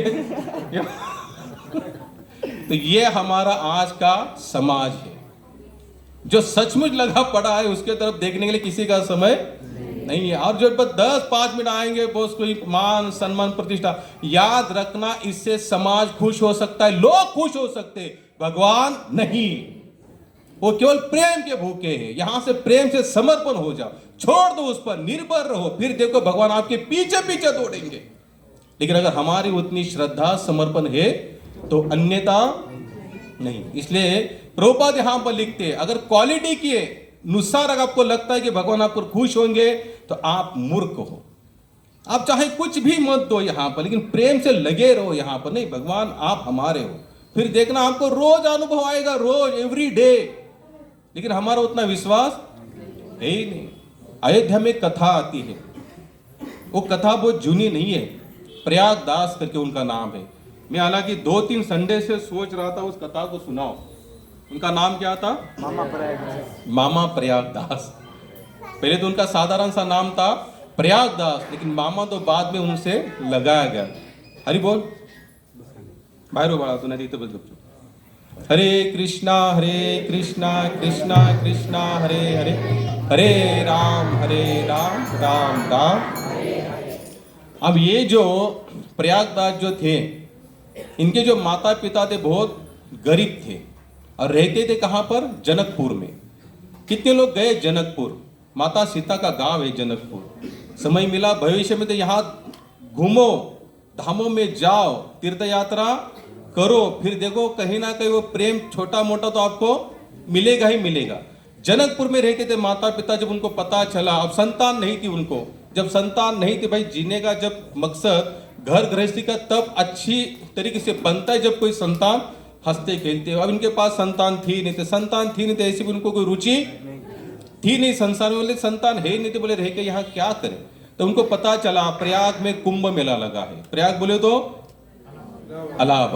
इलाहाबाद में कुंभ मेला लगा है। तो उन्होंने सोचा भाई देखो यहाँ रह के कोई मतलब नहीं, भाई कुंभ में तो बहुत सारे साधु संत आते, बोले वहां जाएंगे और कहीं ना कहीं किसी संत के आश्रय में रहेंगे, सेवा करेंगे, संतों का दर्शन होगा, हरि कथा सुनेंगे, जब तक कुंभ चल रहा है तब तक आनंद मनाएंगे। अब ये दोनों वहां पर पति पत्नी चले आए और चले आने के बाद देखिए वहां पर आने के बाद उन्होंने सेवा कंटिन्यू लगातार की और कुछ दिनों के बाद पता चला उस माता को गर्भ रहा है। क्या हुआ? गर्भ रहा है। मैं आपको सच बताता हूं, अगर आपका दृढ़ विश्वास है ना, दृढ़ विश्वास, तो चमत्कार होगा। मैं अपनी हकीकत बताता हूं, मैं हर साल 4 धाम की यात्रा निकालता हूं। गए साल की बात बताता हूं, उनका नाम है वाघ, सरनेम वाघ है। 78 साल की माता प्रभू, 78 वर्षाची आजी, त्यांचा मुलगा, ये दोनों हमारे साथ आए थे। तो हमने उनको क्या कहा कि भैया केदारनाथ, केवल केदारनाथ है, घोड़े पर चलो या पालकी। अब 78 साल की जो बूढ़ी औरत है, क्योंकि हमें रिस्क होता है वो, अगर किसी को कुछ, और मरते भी है काफी लोग। केदारनाथ में कितने लोग मरते हैं हर साल? कम से कम 80, 90, 100, 150 लोगों का तो आंकड़ा फिक्स है। हमें बहुत डर लगता था भाई ये चल के कहाँ जाएंगे। तो हमने उनको पहले जब यात्रा में चले तो हमने बताया भाई आपको केदारनाथ का क्या करना है, घोड़ा और पालकी करनी, नहीं तो हेलीकॉप्टर के माध्यम से, लेकिन चल के जाने का प्रयास आप बिल्कुल नहीं तो आप आओ मत। तो यहां पर तो उन्होंने कहा नहीं हम आना चाहते, हम लोग जैसे आप कहेंगे वैसे हम करेंगे।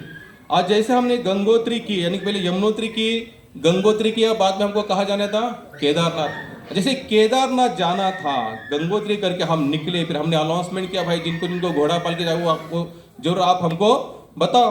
तो उस माता ने कहा, बूढ़ी माता ने कहा हम चल के जाएंगे, और उसके लड़के ने भी कहा कि हम भाई हमारा दिमाग थोड़ा सा गर्म हो गया। गर्म क्यों भाई? हमने कहा था भाई मत चल की, अगर आप यंग हो तो हम बोलते जाओ।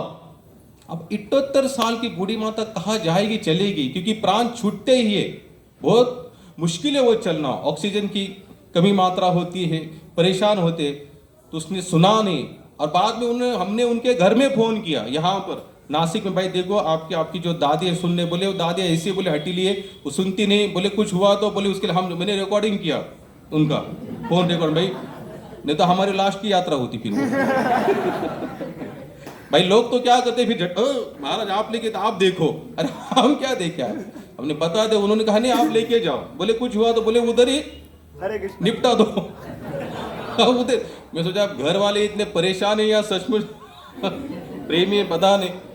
वो चली गई, आप मानेंगे नहीं, प्रभू माझ्या अंगावर काटा उभा राहतो। आजही सांगतो ते 78 वर्षाच्या आजीनी सोनप्रयागपासून चालत गेली आणि सोनपर्यंत चालत आली, म्हणजे 28 किलोमीटर चल के गए, 28 किलोमीटर चलकर आई। आने के बाद उन्होंने तुरंत हमारे चरण पकड़े, बोले मेरे मत मैं आपके पकड़ता हूं।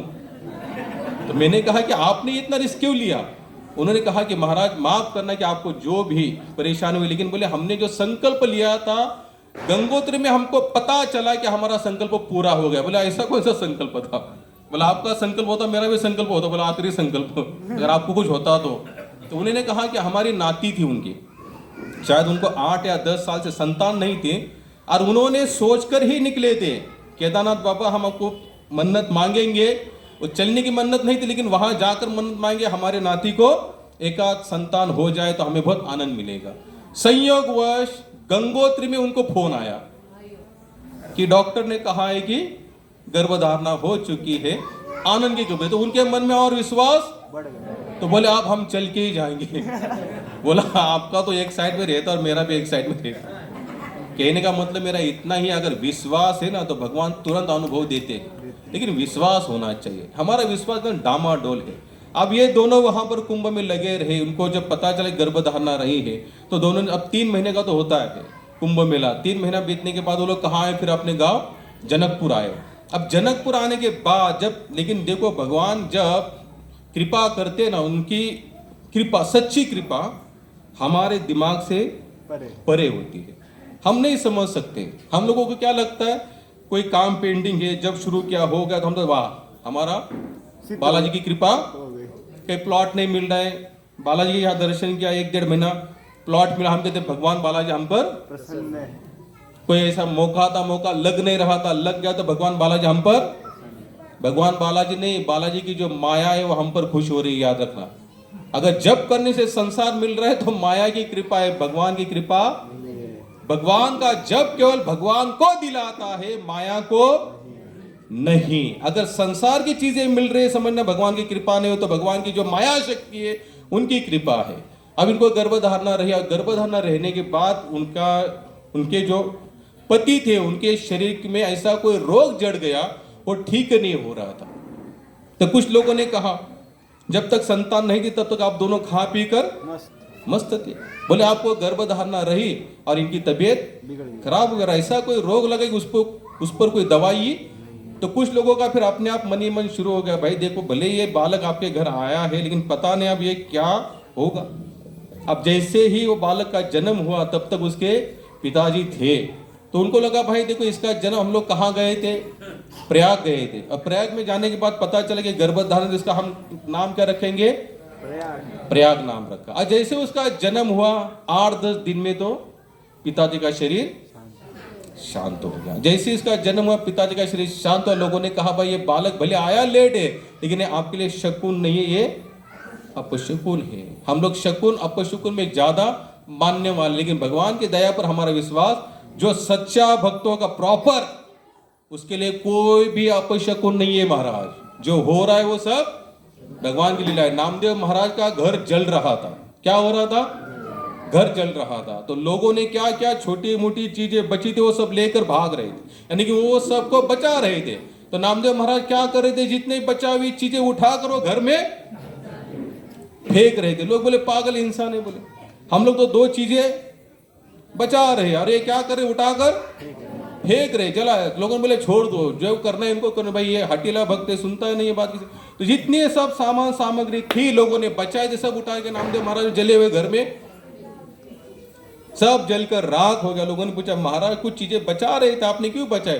बोले नहीं नहीं, बोले ये भी तो भगवान का स्वरूप है, अग्नि भी भगवान का, और मैं चाहता था इसी रूप में भगवान आए तो सब कुछ स्वाहा होने दो, सब छोड़ दिया। और दूसरे ही दिन वहां पर नया बंगला दिला दिया भगवान ने। क्या दिला दिया? नया बंगला। हमें भी लगेगा नया बंगला मिलेगा, हम देखा देखी कर सकते हैं। उसने जला, नामदेव महाराज ने जला दिया, जब हम भी जला, हमारा जलेगा वो राखी मिलेगी दूसरे दिन हमारा बंगला मिला नहीं, क्योंकि नामदेव महाराज का वो रूप था भगवान का। उन्होंने क्या देखा उस अग्नि में? भगवान का रूप देखा। अब जैसे इनके पिताजी चले गए, लोगों ने कहा भाई देखो इसकी शांति, ग्रह शांति कुछ करो। अब थे बेचारे बहुत गरीब, बोले कहां से शांति करेंगे, हमारे पास तो धन है ही नहीं।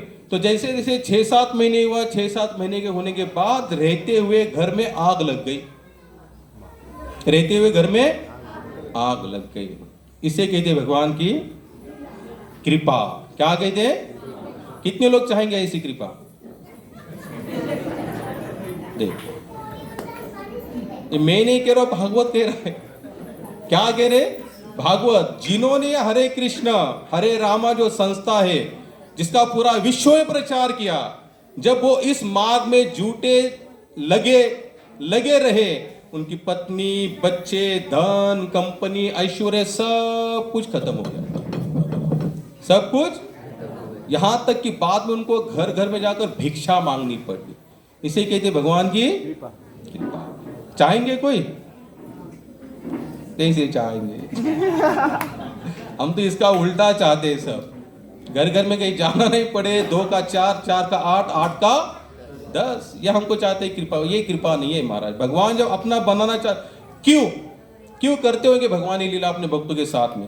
क्योंकि उसका मन जो संसार की चीजों में फंसा पड़ा है ना, उसका शरीर छोड़ने से पहले भगवान उसकी आसक्ति अपनी तरफ से नष्ट कर देना चाहते हैं। खत्म हो गई तो हम लोग बाद में कहां जाएंगे?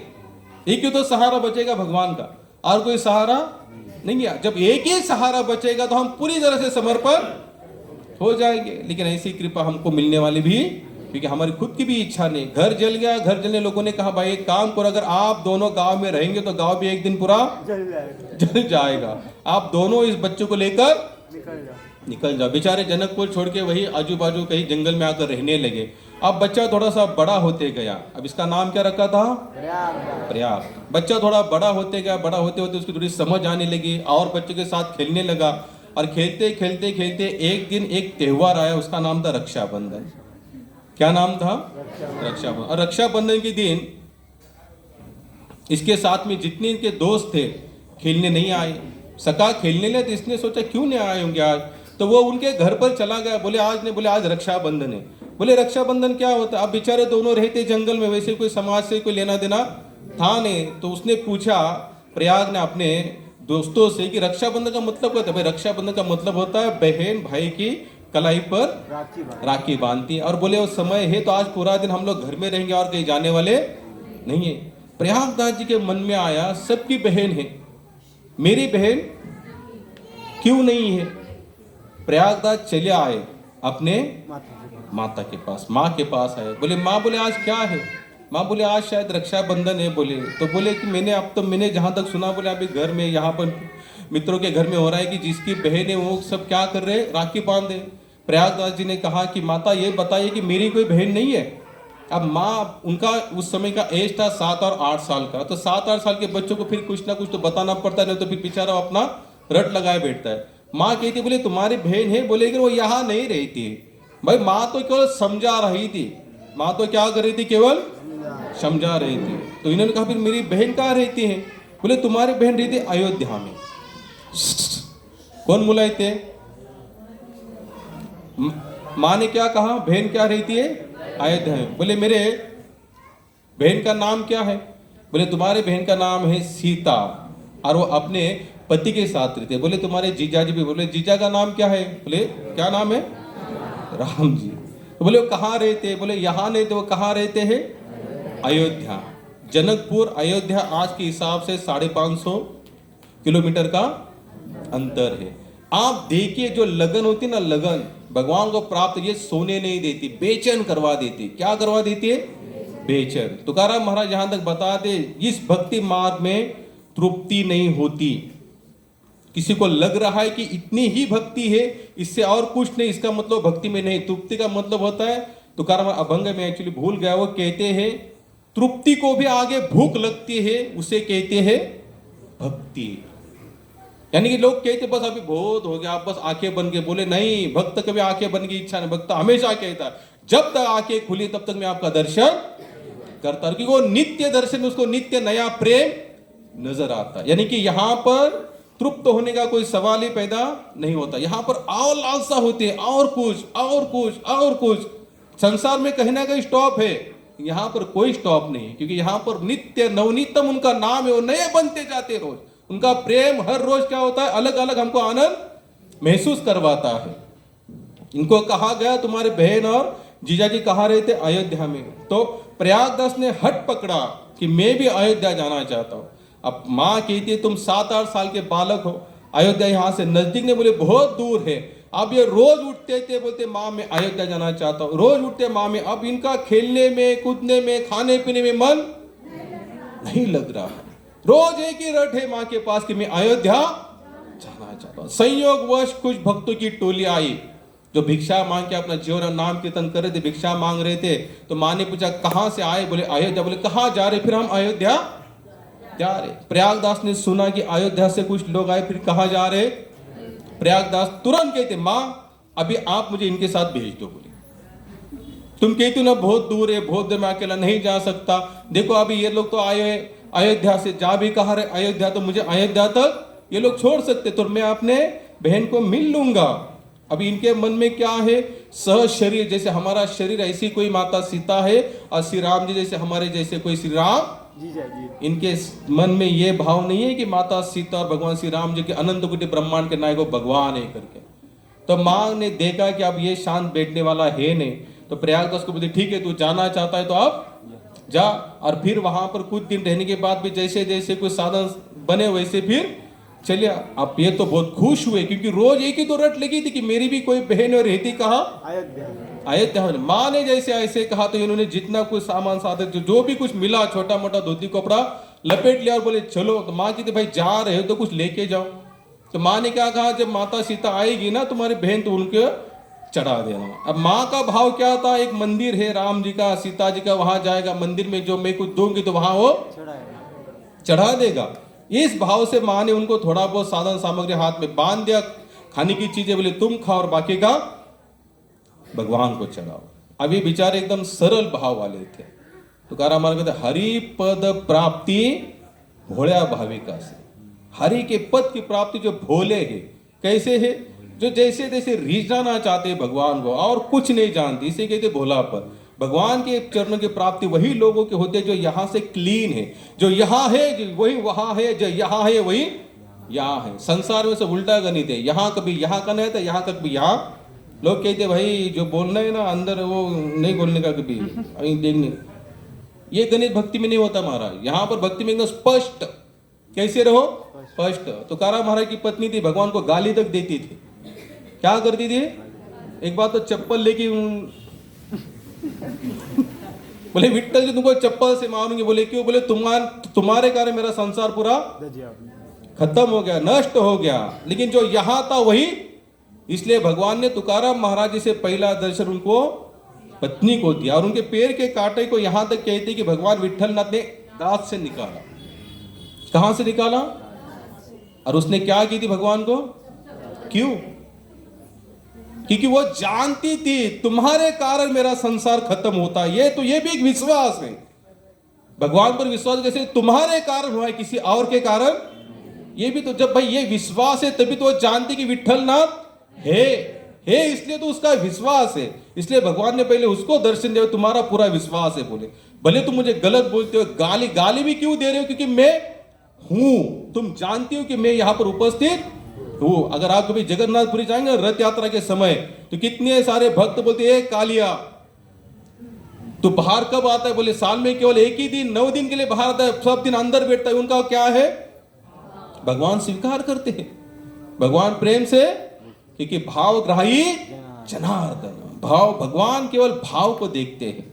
अब इन्होंने जो कुछ मिला था ले चले। अभी तो साधु संत थे, ये तो हर गांव में हमारे जैसे रुकते थे, भजन कीर्तन करते थे, कहीं ना कहीं नाइट रात भर किसी एक गांव में रहते थे। अब इनके मन में तो एकदम रोज ऐसे हो रहा है कि मैं कब पहुंचूं। 500 किलोमीटर है जनकपुर से अयोध्या। बंदा चल चल के 30 किलोमीटर नहीं तो 40 किलोमीटर खींच सकता है, इससे ज्यादा नहीं। 2-3 दिन चले गए। जैसे एक बार महात्मा सभी सो गए रात में, बोले आप मैं नहीं रुकूंगा। जो सब महात्मा सो गए, इन्होंने जो छोटा मोटा सामान था लेकर निकले। और निकलने के बाद भाई इनको भी रास्ते में कहीं ना कहीं नींद आई, तो सोचा छोटा मैं सो जाऊंगा। उठने के बाद भगवान को दया आई उन पर। जैसे सो गए और उठे तो कहाँ उठे? डायरेक्ट अयोध्या में उठे। उठने के बाद पूछा बोले ये क्या है, कौन सा? उन्होंने पूछा भाई महाराज ये क्या? बोले अयोध्या। बोले आ गए अयोध्या? बोले मैं तो रात को सोया तो मुझे लगा बहुत काफी दूर है। बोले कोई बात नहीं, छोटा था इसलिए उन्हें अपना दिमाग, यहाँ जितने छोटे बनोगे दिमाग कम दौड़ेगा, यहाँ जितना बड़ा बनोगे तो भगवान दिमाग बहुत दौड़ेगा। है खाते हैं क्या भगवान? है दो नहीं खाते भगवान। इतना 1 किलो क्यों? 500 ग्राम लगाओ, 250 ग्राम, 100 ग्राम खिलाओ यार, 900 ग्राम जाने दो घर पे। ये दिमाग यहाँ नहीं चलेगा महाराज, जो है सब धरा दो यहाँ पर। ये दिमाग से भगवान खुश हो गए। तो भक्त उन्होंने देखा अयोध्या। बोले कोई बात नहीं, बोले यहाँ पर सीता माता कहाँ रहती है? तो सही उनको लगा भाई सीता माता। बोले कौन सीता माता? बोले जिनके पति राम जी है। जिनके पति? बोले आपके कौन लगते? बोले माता सीता मेरी बहन है और राम जी मेरे जीजा जी हैं। बोले वैसे तो यहाँ पर बोले उनका सरनेम। बोले सरनेम तो पता ही नहीं माँ में क्या है, लेकिन इतना जानता हूँ कि मेरे बहन का नाम सीता है और जीजा का नाम राम जी है। दिन भर भटके अब कौन कहेगा माता सीता और ये सब। कोई ऐसे महात्मा थे, बोले भाई देखो यहाँ माता सीता राम हमें पता नहीं चले, लेकिन हाँ एक यहाँ पर मंदिर जरूर है। बोले वहां पर वो सीताराम जी का मंदिर है। अब ये मन ही मन खुश हुए। इनको लगा शायद यही मेरे बहन और जीजा यहाँ पर मिलेंगे। मंदिर चले गए। मंदिर के लिए बोले माता सीताराम जी कहाँ पर है? भाई जो सेवाधारी ने कहा, पूछा मैं वो रहे सामने खड़े। तो वहां पर विग्रह रूप में खड़े थे। बोले ये नहीं, बोले वो हमारे शरीर जैसी माता सीता हमारे जीजा राम जी है। बोले वो नहीं, बोले यहाँ पर तो माता सीता राम जी यही है। बोले दूसरे अयोध्या में कोई माता सीता राम जी है नहीं। बेचारे घूमे दिन भर। जब उनको पता चला कि मिलने वाले नहीं रहने के भाई वो थोड़े निराश हो गए, नर्वस हो गए। बोले मैं इतना वहां से चला आया, माँ ने कहा कि हमारी बहन यहाँ रहती, जीजा यहाँ रहते, हम जब पूछ रहे तो लोग हमें मंदिर की तरफ इशारा कर रहे। बोले मंदिर में तो वो सब पत्थर की मूर्त है। बोले वो थोड़ी ना हमारी बहन हो सकती है। बोले हमारी बहन तो हमारे जैसे होगी, शरीर उनका हमारे जैसा होगा। इतने सोचते दिन भर कुछ खाया पिया, उसी रट में लगे हुए कि माता सीता जीजा राम कहाँ मिलेंगे। और इसे रटते रात हो गई। रात होने के बाद किसी एक पेड़ के नीचे सो गए। सोने के बाद भाई देखो, जब प्रेम से अगर आप शरण जाओगे तो आज भी भगवान दर्शन नित्य देंगे, लेकिन हमारा विश्वास होना चाहिए। कितने लोगों के जीवन में ऐसी कोई घटना हो चुकी है कि कभी कभी आपको फील हुआ कि भगवान आकर हमको सहयोग किए? भाई हमारे जीवन में तो हुई, आपके जीवन में नहीं हुई? किसी के जीवन में ऐसी घटना? सबके जीवन में हुई। अगर नहीं हुई तो अच्छा भजन करो, होगी। क्योंकि भजन से भगवान रिश्ते हैं। भजन ही भगवान को जागृत करते हैं। ऐसे जागृत है ही, लेकिन हमारी तरफ भगवान को खींच लाता है हमारा भजन। सपना हुआ, सपने में देख रहे हाथी चला आ रहा है। कौन आ रहा है? हाथी के ऊपर एक सिंहासन बिठाया हुआ है और वहां पर एक राजा और एक रानी बैठी हुई। अब इनको सपने में सब कुछ हो रहा है। अब वो सचमुच राम और माता सीता जी हाथी पर बैठकर चले आ रहे थे और उनके नजदीक आए और उनको जगाया। सैनिकों ने जगाया, बोले उठो प्रयाग, उठो तुम्हारी बहन आई। अब उनको लग रहा मैं सपना देख रहा हूं। सचमुच जब जग गए तो उनको सचमुच नजर आए। हाथी नजर आए, राम जी नजर आए, सीता जी नजर आए। तो कहते देखो प्रयाग, तुम सुबह से ढूंढ रहे थे ना तुम्हारी बहन और जीजा, ये देखो ऊपर जो बैठे ना ये तुम्हारी जीजा, ये तुम्हारी बहन। प्रयाग जी ने देखा, नीचे मांग, बोले ये मेरी बहना नहीं हो सकती। तो माता सीता पूछती क्यों, मैं तुम्हारी बहन क्यों नहीं हो सकती? बोले अगर तुम मेरी बहन होती तो आकर तुरंत गले लगाती। बोले जैसे जंगल में होता है ना, बहुत सालों भाई मैंने आज तो कभी देखा नहीं आपको, पहली बार देखा रहा हूं। ऊपर सिंहासन पर बैठे हो, मैं यहां पर आया, आप हमको गले नहीं लगा रहे हो। हाथी को बिठाया गया, माता सीता नीचे उतरी और प्रयागदास को आलिंगन किया। क्या किया? सोच सकते हैं कभी कभार अगर छोटा मोटा चमत्कार होता है तो हम मरते दम तक हमारे याद में रहता है कि भगवान ने मुझे ऐसी ऐसी स्थिति से बचा। यहाँ पर तो साक्षात माता सीता यहाँ पर आलिंगन करे तो आप सोच सकते हैं कि उस जीव की क्या दशा होगी। भाव विभोर हो गए, आंखों से अश्रु आने लगे उनके। आने के बाद वहां चर्चा हो रही है, महात्मा कहते सृष्टि का समय थम गया प्रभु वहां पर। ऐसे नहीं कि रात बीतती जा रही है, माता से सब कुछ थम गया, समाप्त हो गया, सब अपनी जगह पर। और ये लीला यहां पर उनकी शुरू हो गई। बातें हो रही है माता सीता और वहां पर प्रयागराज बोले हमारे जीजा कहाँ है? बोले जीजा बोले वो कैसे जीजा है? बोले इतने साल के बाद मिले, आप आए, वो नहीं आ रहे। राम जी को आना पड़ा, राम जी को नीचे आना पड़ा। आने के बाद राम जी माता सीता बेटे प्रयागदास बेटे हैं। तो माता सीता की थी, बोले इतने दिन के बाद आए, माँ ने कुछ भेजा नहीं। बोले थोड़ा कुछ भेजा है। बोले अब थी अवस्था ऐसी गरीबी की, क्या होगा वहां पर, लेकिन जो था उन्होंने प्रेम से स्वीकार। काफी समय बातें हुई, हरे कृष्णा कृष्णा कृष्णा हरे हरे हरे राम। काफी समय बातें हुई। बातें हो जाने के बाद सब कुछ फिर माता सीता कहते अब हम जाए। बोले आप जाएंगे लेकिन फिर आपको ढूंढना होगा, तो कहाँ ढूंढेंगे? बोले सुबह शाम कह रहे सीता जी कहाँ है, हमारी बहन सीता, हमारे जीजा राम जी, लोग बस आपके मंदिर की तरफ बता रहे। बोले हम वही है, हम वही है, लोग सही कह रहे हैं, लेकिन तुम्हारा भाव अलग था, इसलिए हमें इस रूप में आना पड़ा। और इतना कहने के बाद राम जी और माता सीता जी वहां पर अदृश्य हो गए। प्रयागराज जी रोने लगे, कंटिन्यू रोने लगे। भाई ये जब दशा होती है ना, फिर संसार से कोई लगाव नहीं बचता महाराज। साधारण से चीज जब हमें मिलती है ना, हमारा खोया हुआ बच्चा अगर हमें मिलता है तो हमारा ध्यान किसी संसार की तरफ नहीं होता। जब यहाँ पर जीवात्मा और परमात्मा जब एक रूप हो जाए तो जीव की दशा क्या होगी।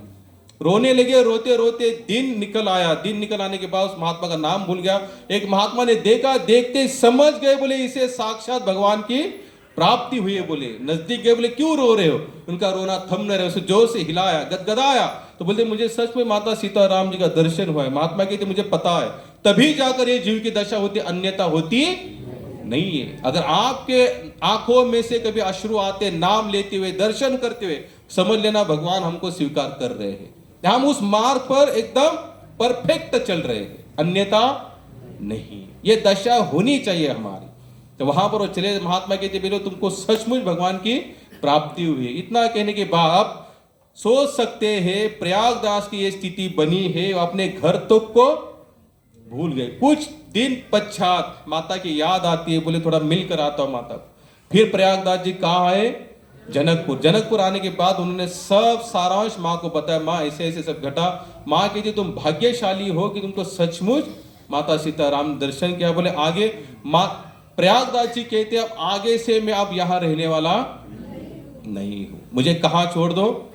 अयोध्या। बस मैं आपकी केवल परमिशन लेने आया। माता कहती आप तुम्हारी स्थिति वो है तो मैं चाहूं तो भी तुमको रोक नहीं सकती। प्रयागदास जी फिर कहाँ चले आए हैं? अयोध्या। फिर उनकी स्थिति धीरे धीरे धीरे ऐसा नाम हुआ, लोग समझ गए कि ये कोई साधारण इंसान नहीं है। आप बहन के भाई होने के नाते कौन बने? मामा। मामा। तो उस अयोध्या में ऐसी चर्चा चली, आपसे इनका नाम क्या है? प्रयागदास मामा करके बुलाते थे। एक बार और एक घटना सुनाऊंगा मैं। वो एक बार कथा सुन रहे थे। क्या सुन रहे थे? रामायण की कथा। कथा सुनते सुनते सुनते वो प्रसंग तक आ गए। दशरथ जी ने राम जी को कहाँ भेजा? वनवास भेजा। बोले जीजा गए जाने दो। बोले कोई बात नहीं, अब होगा उनका आपसी कोई घर का मामला, लेकिन हमारी बहन को क्यों लेके जाना था? जीजा गए कोई बात नहीं, लेकिन बहन को नहीं जाना चाहिए था। अब जैसे उन्होंने वो प्रसंग सुना और बोले वो वहां से कहां चले गए? चित्रकूट के जंगल में, सबसे बड़ा जंगल है। आप लोग गए कभी? जाइए कभी, थोड़ा जंगल वो भी देख कर आइए। चित्रकूट का जहां राम जी घूमे, तो उन्होंने सोचा कि चित्रकूट के जंगल में हमारी बहन जीजा जी लक्ष्मण जी साथ मिल रहे हैं। अब उस रामायण में पूरा क्या प्रसंग आता है? पूरे जेवरा जितना भी ऐश्वर्य था, पद उनका सब कुछ उन्होंने अयोध्या में त्याग दिया और बिना चप्पल के निकले थे राम जी। क्योंकि क्या, जब अयोध्या को त्यागना ही है तो वहां से कुछ भी लेकर, और माता सीता भी वैसे ही चले। अब इनके मन में भाव प्रकट हुआ कि चित्रकूट के जंगल में ये कहां चलेंगे तो इनके पैर में कांटे चुभेंगे। बोले कहाँ सोएंगे, क्योंकि भाई जंगल में तो कोई 5 स्टार होटल है नहीं। बोले इनके लिए मैं कुछ तो व्यवस्था करनी पड़ेगी। अब भाव यह प्रकट हुआ, वो कहाँ चले आए, चित्रकूट। और चित्रकूट में आने के बाद एक कारपेंटर के पास गए, सुतार के पास गए, बोले भाई देखो हमको एक ऐसे 3 चप्पल जोड़ा बनाओ और 3 पलंग बनाओ। क्या बनाओ, 3 चप्पल जोड़ा और 3 पलंग। बोले क्यों, बोले राम जी को वनवास हुआ है और यहीं पर आए, बोले वो चित्रकूट में, और जैसे आपका पलंग बनकर तैयार होगा मैं पलंग लेकर चला जाऊंगा और उनको कहूंगा कि ये पलंग आपके पास रखना, आपको रात को सोना इस पर सोना। बोले जंगल में कहाँ सोएंगे आप लोग। अब ये भाव हुआ। अब लोग सब हंसने लगे। संसार तो हंसने के लिए बेटा है भाई, सच्चा भाव संसार को कभी समझ में नहीं आएगा। लोग हंसने लगे, बोले भाई वो तो सतयुग की बात है, त्रेता की बात है। बोले आपके नहीं, बोले मैंने कथा सुनी, उसमें सचमुच आज भी यहाँ पर हो विराजमान, सब कुछ तैयार हो इनकी जीत के आकर। और ये लोग क्या करने लगे, लोगों से पैसा मांगने लगे। आज तक जिंदगी में उन्होंने कभी पैसा नहीं मांगा, तो लोग भी देने लगे। क्यों, आज तक इन्होंने कुछ मांगा नहीं है। और मांग क्यों रहे, पलंग बनाना है, किस लिए बनाना है, भगवान के लिए बनाना है। चप्पल क्यों बनानी है, भगवान के लिए। ये भाव तो लोगों ने भी सचमुच देना शुरू किया। पलंग बिलंग सब तैयार हुआ। अब चित्रकूट के जंगल में अंदर जाने वाले थे तो भगवान राम, लक्ष्मण, माता सीता प्रकट हुए वहां पर। भगवान सोचते थे भाई ये जंगल में घूमता रहेगा, हम तो मिलने वाले, क्योंकि ये लीला तो कब घटी है, त्रेता में घटी है। अब भाई इसका बेचारे का भाव है, तो बोले ये जंगल में बेचारा भटकता रहेगा, उससे अच्छा है कि हम ही उनके सामने चले जाते हैं। वहां पर राम, लक्ष्मण, माता सीता सामने आए। बोले भाई ये पलंग बिलंग लाने की जरूरत नहीं है। बोले हम तुम्हें यही दर्शन देते हैं। और लीला उस समय की ही आज की। आज हम नित्य निवासी कहाँ के हैं, अयोध्या धाम में। बोले तुम वहीं पर चले। बोले इसका क्या करूं, बोले तुम्हारे लिए रखो। राम जी ने कहा है तुम्हारे लिए, तो प्रयागराज जी ने वहीं पर सब कुछ छोड़ दिया। बाद में कहाँ चले आए, अयोध्या चले आए। समय काफी हो रहा है, कहने का केवल मतलब इतना ही है, जैसे हमने श्लोक भक्त्या माम विजानाति। कृष्ण कहते मुझे केवल भक्ति से जाना सकता है। अगर आप किसी संसार की क्वालिटी से अगर आपको लगता है कि आपकी क्वालिटी के कारण आप यहां पर भगवान स्वीकार करेंगे, नहीं, आपने दिमाग से ये बात निकल, यहां समर्पण हो जाओ। और सबसे अच्छा है कि भगवान का नाम लो। कैसे लो, प्रभुपाद कहते जो बोल रहे उसे सुनो। हरे कृष्णा कृष्णा कृष्णा हरे राम राम हरे हरे, हरे कृष्ण। अगले संडे